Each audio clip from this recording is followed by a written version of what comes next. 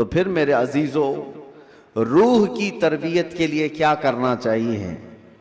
پورے دنیا بھر کے آپ دوسرے مذاہب میں بھی دیکھیں گے، ریلیجنز، وہ لوگ بھی تپسیا کر رہے ہیں، آتما کی شکتی حاصل کر رہے ہیں، الفاظ الگ ہیں، اور وہ پاور آف سول کہتے ہیں کرسچن لوگ، ہندو لوگ آتما کی شکتی کہتے ہیں۔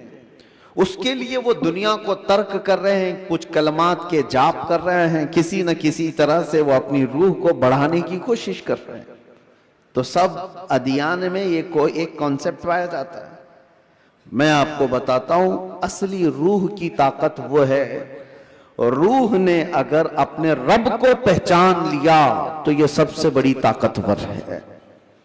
اور روح جس وقت اللہ رب العزت کو، اپنے خالق کو پہچان لیتی ہے، تو وہ رب تبارک و تعالیٰ کی قرب پانے کا جو اس کا مقام ہے، وہ ولایت کا مقام ہے، اور وہیں سے اس کی طاقت کا اضافہ ہو جاتا ہے۔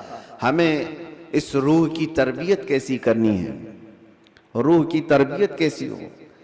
دیکھیں، آپ کو ایک سمپل سی بات بتا رہا ہوں، جسم کو صبح ناشتہ نہ کرو، دوپہر کا کھانا نہ کھاؤ، تو شام تک آپ ہلنے لگ جائیں، اور اگر 3 وقت کا کھانا چھوڑو تو کمزوری جسم پر اور چہرے پر ظاہر ہونے لگ جائے گی۔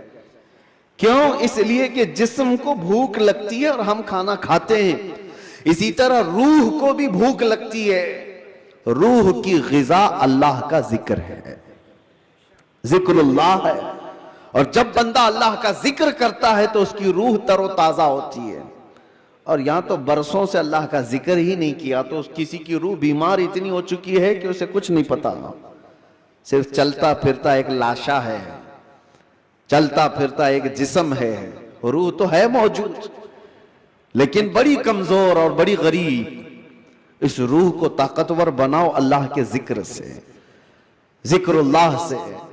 اب آپ کو میں بتاتا ہوں، جہاں یہ روح سلامت ہوتی ہے، انسان کا جسم مر بھی جائے تو اللہ تبارک و تعالیٰ اس کی روح کو اسی طرح باقی رکھتا ہے۔ روح باقی ہے، مرنے کے بعد بھی انسان کے جسم کو قبر میں رکھ دیے جانے کے بعد بھی روح باقی ہے، روح باقی ہے۔ اور روح جب تک طاقتور ہے وہ کیا سے کیا کر سکتی ہے، تصرف اللہ تبارک و تعالیٰ اس کو عطا کیا ہے۔ موت کے بعد بھی اولیاء کاملین کی زندگیاں ہم جو دیکھتے ہیں وہ اسی بنیاد پر ہے کہ انہوں نے اپنی زندگیوں میں جسم سے زیادہ اپنی روح کا خیال کیا۔